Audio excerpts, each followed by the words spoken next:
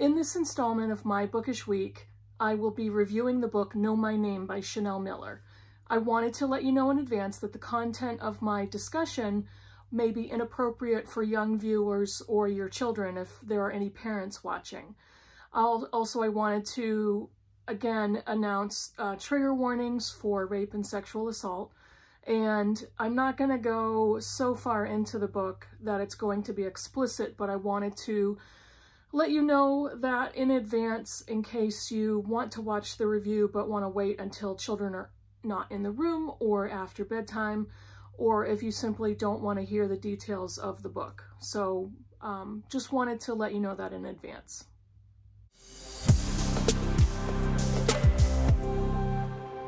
Hi BookTube, it's Kim at K. Becker's Books. Today is my next installment of my Bookish Week, and this is content will be from my previous week of reading. It was kind of a rough week of reading, and you'll understand once I kind of get into this.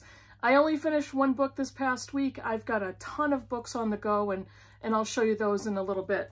But I'm going to devote most of this time, but I don't know. I'm going to try to make this review 8 minutes or less. But I read and finished Know My Name by Chanel Miller. And I'm going to put a picture here in the corner so I don't hold up the physical book the whole time. In January of 2015, a 19-year-old Brock Turner was discovered raping an unconscious woman behind a dumpster at Stanford University in California.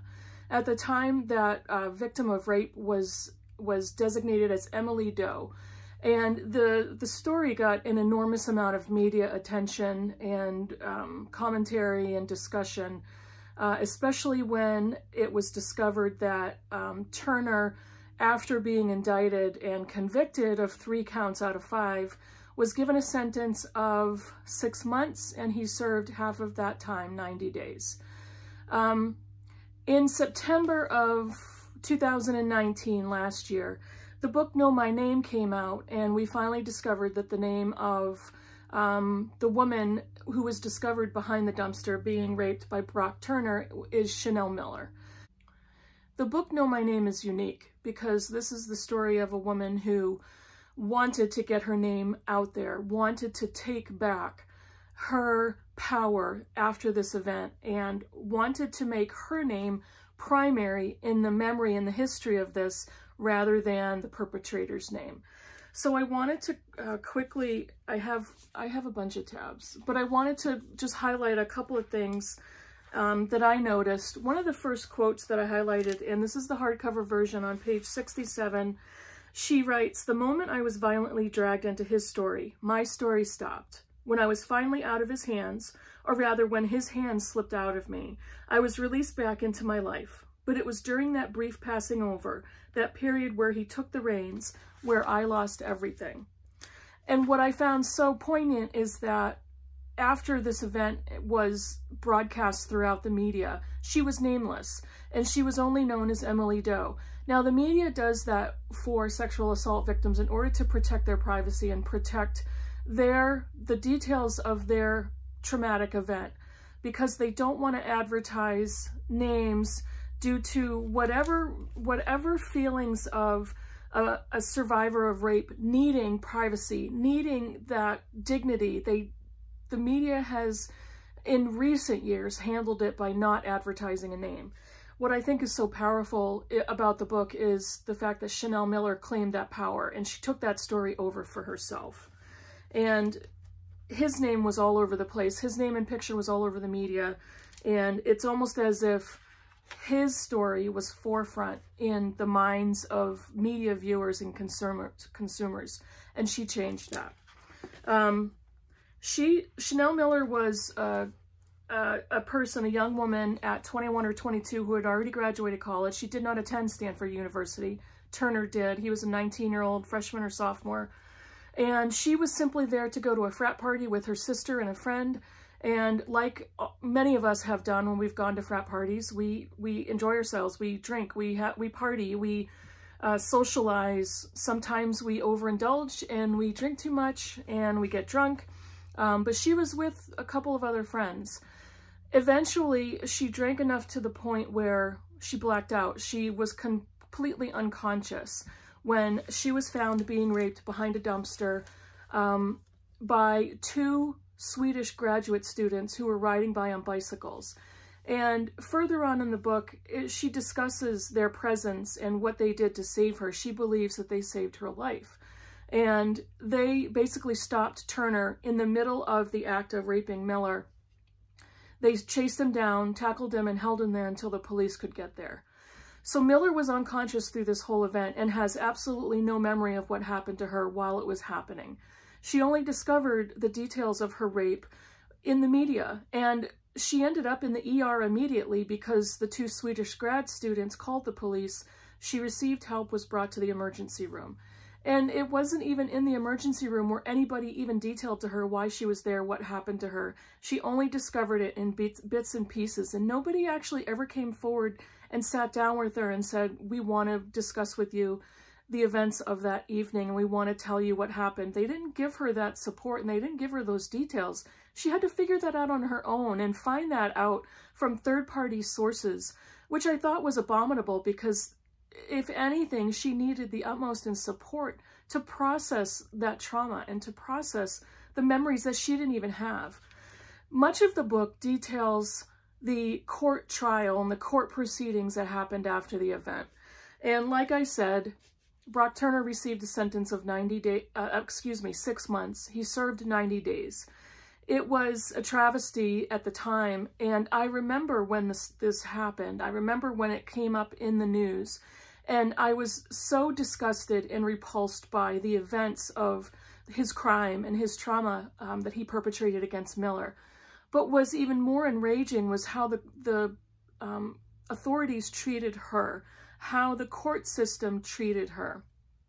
She does name several people that supported her and helped her along the way. There were several members of law enforcement. There were rape advocates and court staff that supported her journey along this process. But the court system in general and the legal team, the defense team, was absolutely disgusting to her and tried to remove her identity, tried to make it as if she was at fault, tried to discover areas of her past that would have contributed to her deserving to be raped. They questioned everything about her past, her sexual history, her relationship history, her alcohol consumption, her propensity to party, all of it. Anything, the things that she was wearing. Unfortunately, none of that comes as news to me. None of it was new information. It was all very stereotypical as to what happens to rape survivors after this type of trauma.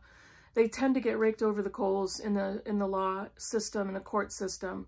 One of the things Miller does very well in the writing of her book is she just pours her emotion into her text. The one quibble I had was that she tends to explain events by going back in her personal history and describing things from her childhood that would give the reader the context to understand some of the things that she has relied on or some of the terms that she's using, whether it's from her childhood or her earlier adult years. And I didn't need her to do that. As a reader, I didn't need her to do that. It could have been written in a different way. But it's a very small quibble, and I have absolutely nothing against how she wrote her emotions into the book and how she detailed not just the trauma of the event, but the aftermath, being in the hospital, working with law enforcement, working with the court system. The travesty of his sentence was one thing, but in listening to, and she went through all the transcripts, in listening to his witnesses, the defense attorneys, his parents, in which his father described this event as 20 minutes of action, the letters that his family wrote in order to give him character witnesses, the old teachers that were pulled out of his history to come forward and give him character testimonies, to me was just repulsive. Again, I sound speechless, but none of this is news to me. This is what happens, and this is why so many other rape survivors do not come forward. They feel it's a lost cause, and they feel that this is what's going to happen to them if they bring this to law enforcement. Brock Turner was convicted on 3 out of the 5 accounts. there were 2 rape charges that were dropped because at the time in the state of California, the definition of rape meant sexual intercourse. So he was convicted on 3 counts. He could have gone to prison for upwards of 14 or 15 years, and Chanel Miller herself would have hoped that he would have gone to prison for at least 5 or 6 years. He was, however, sentenced to 6 months. He served 90 days. After that sentencing, Aaron Persky, the judge on the bench during that trial, was recalled, which means there was a petition to go around to put his name back on the ballot, and he was elected out of the judgeship. Brock Turner will be required to register as a level 3 sex offender for the rest of his life. And if I understand correctly, he has to register every 90 days. His goal in life was to become a medical doctor. I think it was an orthopedic surgeon or an orthopedic doctor. He's now working as a factory worker, probably making around $12 an hour. His income doesn't make a difference, but when you compare that against his goal as going into the medical profession, he won't ever achieve that in his lifetime. What is so impressive about the book is the fact that Chanel Miller took the story back. She announced her name. She wanted to come forward after processing the details of her rape and the aftermath to give other victims or survivors a voice. She did not want anybody to be erased. She wanted to tell everybody out there who may have survived something similar that you matter, you have worth.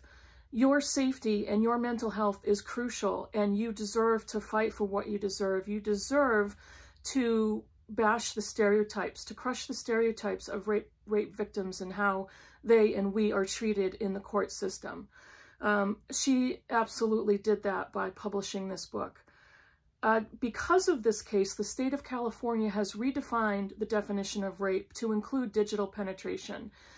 Turner was convicted on rape with a foreign object, which was his own fingers. And she goes into detail in the book, along with my discussion of the book. The book has enormous trigger warnings for rape and sexual assault. I am so impressed by her. She's only, I think now she's only 24 or 25. Middle 20s at the oldest, and her maturity, her security, her self-respect, and there's so many other words I would love to use to describe her that are just not coming to me. But I am so in awe of what she was able to do by publishing this book, and I, for one, hope she made a bucket load of money off of this thing and she's just walking around with loads of cash. That's what I hope for her. I gave the book a 4-star only because they were, you know, again, a little small quibble, but she has enormous potential to move on in life and do something just as great as publishing this book. What am I currently reading? A whole ton of stuff. I am so loopy with what I'm currently reading. I feel like Sean. I've got books everywhere, and I almost feel like I have to write things down and make a schedule for myself because they're coming out of me. It's like they're coming out of me all over the place, and there's thoughts in my head that I can't keep in there, and I feel so out of it sometimes with the scheduling, and I'm vowing not to do this to myself again. I've got way too many things going on. What am I currently reading? For the Barter Hordes Book Club, we're reading Paris Trout by Pete Dexter. I'm just, you know, a little into this. Our discussion is going to start, I think, on the 21st or the 22nd of this month. So I'm not talking about this at all. The Barter Hordes Book Club is still open to anybody who wants to join. It's a monthly book club. We pick one book a month. You can join at any time.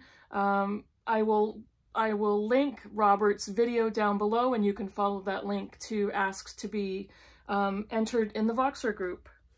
For Women in Translation Month, which is this month in August, I've also started reading The Days of Abandonment by Elena Ferrante.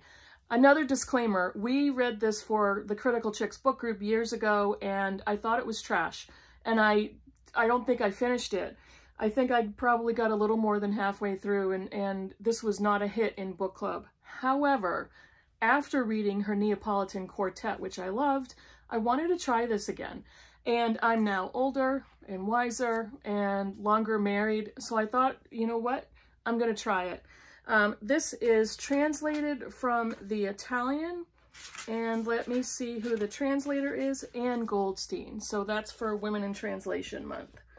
The next book I'm reading I'm actually listening to this on audio. Another disclaimer, I'm not an audio fan. However, this is Hunger by Roxane Gay, another difficult book to read. I'm listening to it on audio, and I think I've discovered that nonfiction works much better for me on audio than does fiction. And I'm probably about a third of the way through that. I continue to read How Race is Lived in America. I've been reading an article or two every few days. This is a collection of long-form articles about race in America published about 20 years ago by the New York Times. And I'm also currently reading a very long book for a buddy read with Freddie from Sluggish Reader, and again, his channel I'll link below. We are reading Jonathan Strange and Mr. Norrell, the dust jacket I took off because the book is so long.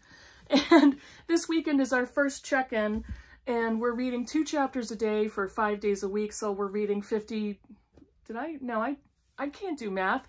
We're reading 10 chapters a week. So that means we will get done somewhere around the late middle to end of September. The other book that I'm reading for Women in Translation Month is, on my Kindle, The Good Son by Yu Zhang. I hope I've pronounced that correctly. And if you hold on a moment, I will try to find the translator's name. The translator of The Good Son is Chi Young Kim, and I'm probably a quarter of the way through. This is a thriller, a mystery thriller, and I just started that, what did I say, a quarter of the way through? Yeah, that's about right. And then what I am about to read for the Critical Chicks book group, which is meeting, I think, on the 19th, you guys, correct me if I'm wrong, we are going to be reading Deacon King Kong by James McBride. I've already discussed the summary of this book in a few different places, as have many other booktubers, so I'm about to start that one as well. That's it. It was kind of a rough week, only finishing one book, which is fine, but the book Know My Name and also the book Hunger by Roxane Gay both have to do with rape and sexual assault, so it's been a little rough, but, and quite honestly, a lot of these other books are heavier literary topics. I think the one that's so far the most enjoyable is Jonathan Strange and Mr. Norrell, and I think that's about it. I have a couple of books that I got from book mail. I've done quite a good size unhaul as well, and I'm gonna go from there. So hope you enjoyed the video. Write a comment down below if you have anything you want to talk about based on what I discussed. Subscribe, please, if you haven't already. I'm glad you made it to the end of the video, and I'll see you in the next one. Bye.